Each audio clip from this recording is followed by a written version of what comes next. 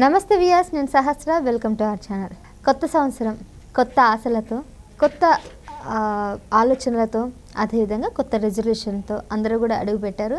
అయితే ఏపీలో కూడా అంత కొత్త సంవత్సరం కొత్తగా జరగాలని చెప్పేసి కూడా చాలామంది కోరుకుంటున్నారు. ముఖ్యంగా అయితే న్యూ ఇయర్కి జనవరిలో జనరల్గా జాబ్ క్యాలెండర్ వస్తుందని చెప్పేసి తెలుగు 2 రాష్ట్రాలలో కూడా ఎదురు చూస్తూ ఉంటారు నోటిఫికేషన్ కోసం. తెలంగాణలో అయితే అదే పని మీద కాంగ్రెస్ ప్రభుత్వం ఒకవైపు చర్యలు చేపడుతూ ఉంటే, మరి ఏపీలో కొత్త సంవత్సరం జనవరి జాబ్ క్యాలెండర్ గురించి ఏమైంది అనే అంశం మీద ఇవాళ మనతో పాటు ఉన్నారు ఎస్ఎస్ఎల్ ప్రధాన కార్యదర్శి ముల్లంగి వెంకటరమణ గారు. నమస్తే అండి. నమస్తే అండి. సార్, కొత్త సంవత్సరం రోజున మీకు నూతన సంవత్సర శుభాకాంక్షలు. సో ఏపీలో ఈ ఇయర్ అయిన న్యూ ఇయర్కి జనవరిలో జాబ్ నోటిఫికేషన్స్ కానీ జాబ్ క్యాలెండర్ కానీ రిలీజ్ అయ్యే అవకాశం ఏమైనా ఉందంటారా? ముఖ్యంగా ఈ 2024లో ఆంధ్రప్రదేశ్లోని ప్రజలందరికీ నూతన సంవత్సర శుభాకాంక్షలు. ఇప్పుడు జాబ్ క్యాలెండర్ అన్నారు. 2024 క్యాలెండర్ రిలీజ్ చేస్తే ఇయర్లీ క్యాలెండరు, దాంట్లో 12 నెలలు ఉంటాయి. ఒక నెలలో 30 రోజులు, ఒక నెలలో 31 రోజు, ఒక నెలలో ఒక ఫిబ్రవరిలో 28, 29 వస్తాయి. అది క్యాలెండర్ అంటే ప్రతి నెలలోన. మీ పిల్లలు ఇంటర్మీడియట్ మరియు ఎంసెట్ చదువుతూ సబ్జెక్ట్స్ లో కన్ఫ్యూజ్ అవుతున్నారా? కాన్ఫిడెన్స్ లెవెల్ తక్కువగా ఉందా? రిపీటెడ్ మిస్టేక్స్ చేస్తున్నారా? అయితే మీకోసమే ఉంది Rise app. 1 lakh question bank, performance analysis, online classes by experts, ఇంకా మరెన్నో ఫీచర్స్ తో మీ ముందుకొచ్చింది Rise the perfect guide. Description లో ఉన్న లింకును ఉపయోగించి సబ్స్క్రైబ్ అవ్వండి. ఎన్ని రోజులు ఉంది అనేది ఒక క్యాలెండర్ అంటారు. ఆ విధంగా మన జగన్మోహన్ రెడ్డి గారు కూడా ఈ రాష్ట్రానికి జాబ్ క్యాలెండర్ విడుదల చేస్తాను అన్నాడు. జాబ్ క్యాలెండర్ అయితే విడుదల చేశాడు, కానీ జాబులు అయితే ఇవ్వలేదు. ఎందుకంటే ఒక డిగ్రీ చదివిన వాళ్ళు, పీజీ చేసిన వాళ్ళు, ఎక్కడో ఒక సాఫ్ట్వేర్ కంపెనీల్లో కానీ స్కిల్ డెవలప్మెంట్, గత ప్రభుత్వంలో స్కిల్ డెవలప్మెంట్ పెట్టి చంద్రబాబు నాయుడు ఈ దేశంలోనే కాకుండా ఈ ప్రపంచంలోని దేశాలు అన్ని దేశాల్లోన సైకిల్లో పోయే వాళ్ళను విమానాల్లో పంపిస్తున్నాడు. అది స్కిల్ డెవలప్మెంట్, అది నైపుణ్యత. మీరు చదివిన చదువుకు ఒక విద్యార్థి పీజీ వరకు చదువుతాడు. వాళ్ళ తల్లిదండ్రులు ఎన్నో ఆశలు పెట్టుకొని తన కనుక్కున్న బిడ్డ ఉన్నత శ్రేణికి పోయి మమ్మల్ని ఆదరిస్తాడని చెప్పి తల్లిదండ్రులు ఎన్నో ఆశలు పెట్టుకుంటే వాళ్ళకందరికీ ఒక క్యాలెండర్ విడుదల చేశాడు. జాబ్ క్యాలెండర్ అంటే చీప్ లిక్కర్ అమ్మేదానికి. చీప్ లిక్కర్ అమ్మాలంటే డిగ్రీ నుండి పీజీ వరకు, అదేనండి జాబ్ క్యాలెండర్ అంటే సారాయి పోసేదానికి.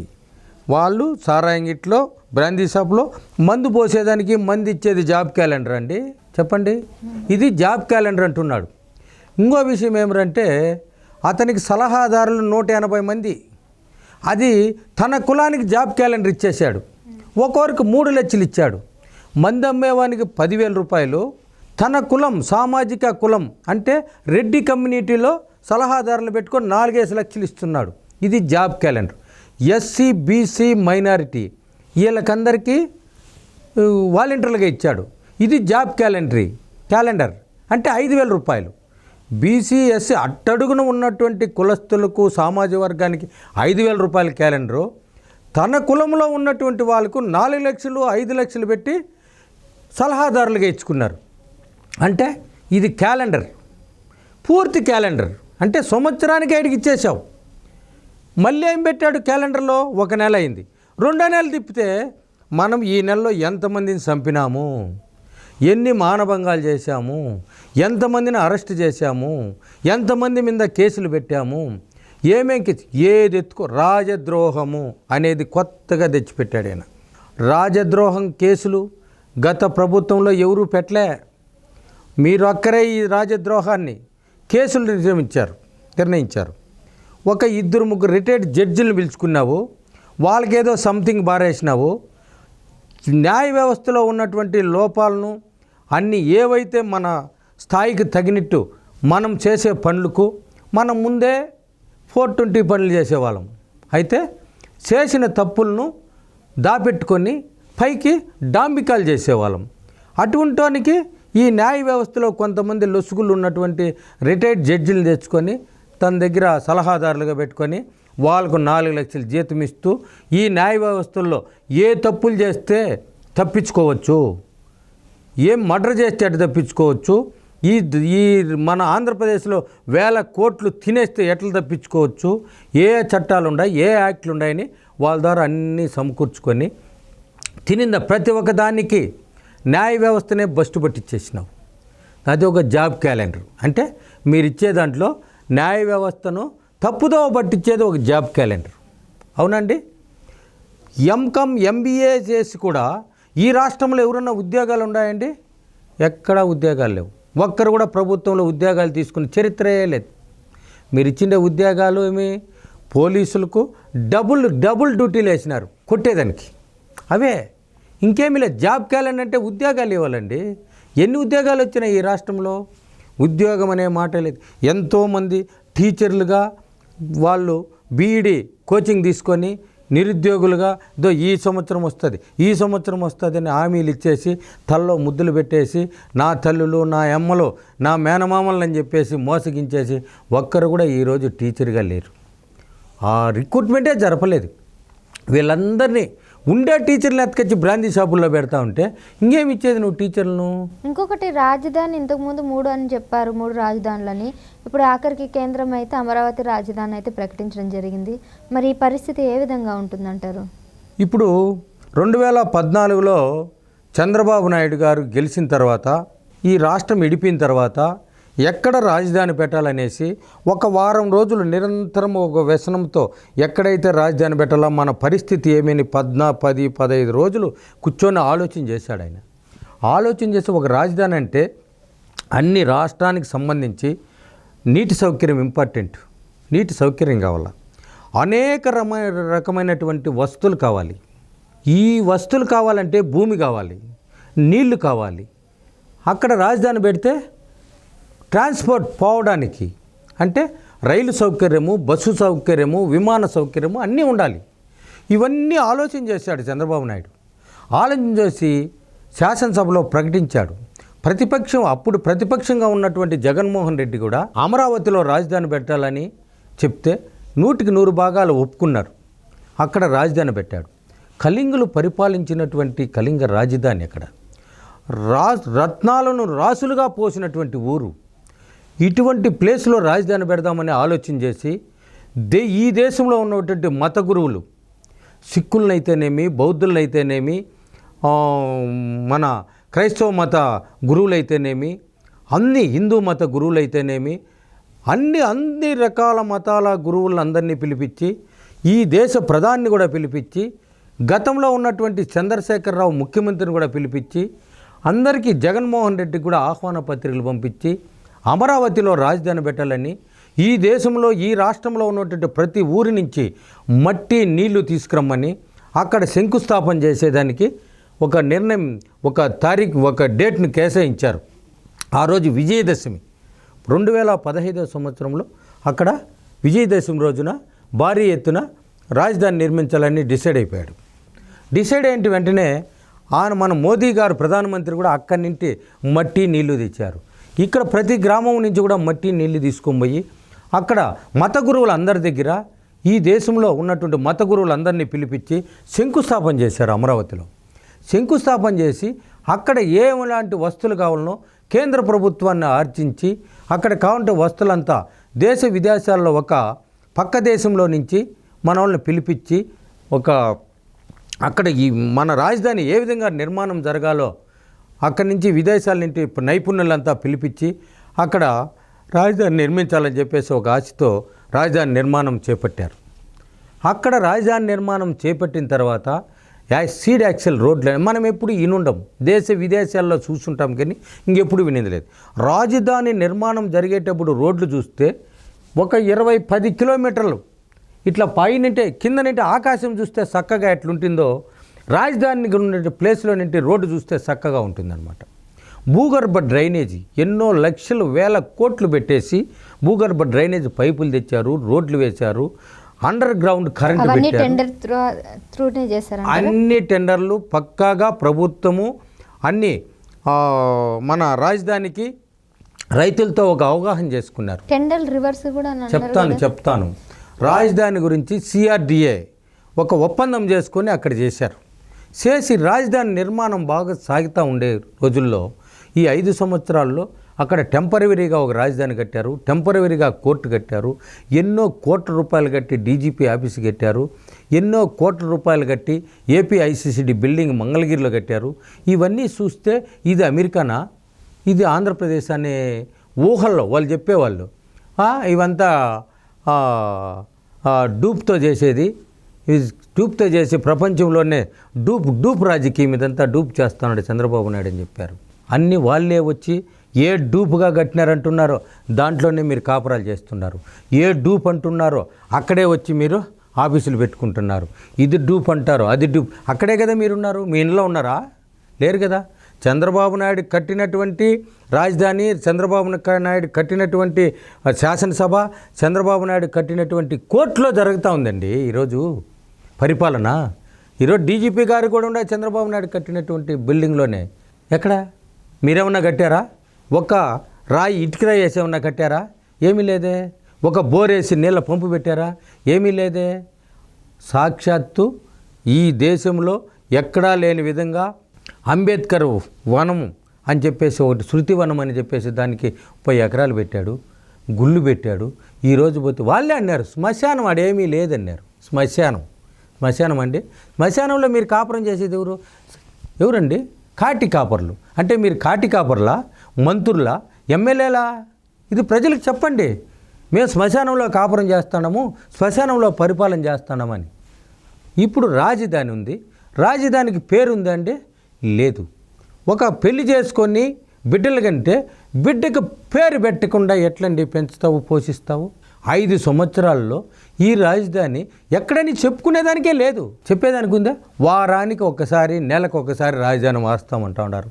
5 సంవత్సరాల నుండి మారుస్తూనే ఉండారా? రాజధానిని మారుస్తూ ఉండారండి. పుట్టిన బిడ్డకు పేరు ఎట్టబెట్టలేదు. మీరు పరిపాలించే ఈ రాజధానికి పేరు లేకుండా చేసిన ఘనత జగన్మోహన్ రెడ్డి గారిది ఆంధ్రప్రదేశ్. ఇంకేముంది? అయిపోయింది, డేట్ అయిపోయింది. నీకు ఇంకేమీ చేయలేరండి, ఇంకేమీ చేసేదానికి లేదు. సో అయితే ఇప్పుడు మరి మీరు అన్నట్టుగా వాటికి సంబంధించి పేరు లేదు, ఊరు లేదు, దాన్ని అలా చేశారన్నారు. అట్నీసం సంక్షేమం, అభివృద్ధి అన్న పథకాలైనా తీసుకొస్తున్నాడు కదా, మరి అవి ఏమైనా సక్రమంగా ఉన్నాయంటారా? ఇప్పుడు సంక్షేమం అంటే ఈ రాష్ట్రంలో 56 కార్పొరేషన్లు పెట్టారు సంక్షేమం చేద్దామని. 56 కార్పొరేషన్లకు చైర్మన్లు, డైరెక్టర్లు నిర్ణయం చేసి వాళ్ళకి 60,000 70,000 జీతాలు ఇచ్చి వాళ్ళను సంక్షేమం చేసినారు. తప్పితే ఏ కులానికి సంక్షేమం జరగలేదు. తెలుగుదేశం ప్రభుత్వం ఉండేటప్పుడు ప్రతి ఒక్కరికి, అన్ని కులాలకు, ఎస్సీలకు తీసుకోండి, ఏ రోజన్నా ఇన్నోవా కారు ఓనర్ అయినారు అంటే ఈ స్వాతంత్రం, భారతదేశానికి స్వాతంత్రం వచ్చిన తర్వాత ఈ ఒక్క చంద్రబాబు నాయుడు గారి ప్రభుత్వంలోనే ఒక్కొక్క ఓనర్ అయినారు. ఒక్కొక్క ఇన్నోవా, జేసీబీలకు ఇన్నోవా ఓనర్లు అయినారు, ఇటాచీలకు ఓనర్లు అయినారు, ట్రక్కులకు ఓనర్లు అయినారు, లారీలకు ఓనర్లు అయినారు. ప్రతి ఒక్క కూలి చేసుకున్నవాడు, డ్రైవింగ్ లైసెన్స్ ఉన్నవాడంతా ఒక వాహనానికి ఓనర్గా అయినట్టు ఘనత తెలుగుదేశం పార్టీ కల్పించిందండి. అదేవిధంగా బీసీ కులాల్లో వృత్తులు, వాళ్ళకు కుల వృత్తులకు సంబంధించి ఒక్కొక్క ఇంటికి, ఒక్కొక్క కుటుంబానికి ఎలిజిబిలిటీ అయిన వాళ్ళకి, అర్హత ఉన్న వాళ్ళకి అంతా లోన్లు ఇచ్చారు. అది సంక్షేమం. ఏ కులానికి ఆ కులం, ఏ కులంలో వృత్తులు చేసుకుంటారో ఆ కులానికి అందరికీ ఇచ్చారు. బీసీకి ఇచ్చారు, ఓసీ కార్పొరేషన్లు పెట్టారు, కాపు కార్పొరేషన్లు పెట్టారు. ఓసీ కార్పొరేషన్లో కమ్మ, రెడ్డి అన్ని కులాలు లోన్లు తీసుకున్నారండి. ఇప్పుడు ఏడుండాలి లోన్లు? దోపిడీ. అన్ని కులాల్లోన ఉన్నత కులాల్లో దోపిడీ చేసుకుంటున్నావు, లేని కులాల్లో తోసేస్తూ ఉండవు. ఏ కులంలో ఎవరూ లేరు. మంత్రుల్లో సగం మంది లేరు, 90% మంత్రులు సుఖంగా లేరు. సంపాదించుకున్న వాళ్ళను, దాపెట్టుకున్న వాళ్ళు, బలం ఉన్నోనికి భయపడుతూ ఉండవు, భయపడే వాళ్ళను తొక్కుతూ ఉండారు. అంతే తప్ప సంక్షేమం ఏముండదు. మీరే సంక్షేమం, మీ కులమే సంక్షేమం, మీ వెనకంటే ఉన్నోడే సంక్షేమం, బలం ఉన్నోడే సంక్షేమం. బలహీన ప్రజలు కానీ, నాయకులు కానీ, ఈ రాష్ట్రంలో ఓట్లు వేసినటువంటి ఏ ప్రజలు సంక్షేమంగా లేరు, ఎవరూ లేరు. రాత్రుల్లో అయ్యో రామచంద్రాన్ని ఏడ్చుకుంటూ ఉండారు. తన బిడ్డ ముందు గతంలో ఒక విద్యార్థి కాలేజీకి పోవాలంటే గతంలో చదివిన చిన్న కాలేజీ నుండి టీసీ ఎత్తుకొని పోయి డిగ్రీలు వేస్తే జాయిన్ చేసుకుంటూ ఉన్నారు. ఇప్పుడు డబ్బుతో పోతే తప్ప డిగ్రీలో జాయిన్ చేసుకోవడం లేదు. నువ్వేందో నేను ఇచ్చేస్తానంటాడు, ఏందో జగనన్న స్కాలర్షిప్ అని. ఎప్పుడు ఇస్తాడో 6 నెలలకో 7 నెలలకో ఒకటి తరిమాడు బారేస్తూ ఉన్నాడు. దానికి గతంలోనే చెప్పా, దానికి బటన్ నొక్కేతా ఉండవు. ఏమి నొక్కుతా ఉండవు? నీ పేపర్కు నొక్కుంటాడు. గతంలోనే చెప్పా, దాన్ని మళ్ళీ చెప్పాల్సి వెళ్ళా. ఏ విద్యార్థి ఏ తల్లిదండ్రులు కాలేజీలో పంపించాలంటే కూడా భయపడుతున్నారు. డబ్బులు లేవు, సంక్షేమం లేదు, అభివృద్ధి లేదు, పనులు లేవు. ఏముండవు పనులు? ఏం పనులు లేవు. నువ్వు నెల పెన్షన్ ఇస్తానంటాడు. ఆ 3,000 రూపాయల పెన్షన్ ఎంతమందికి వస్తుంది? సగం మంది కోతేసేసావు. ఏదో కార్లు ఉన్నాయి, ఇవి ఉన్నాయని.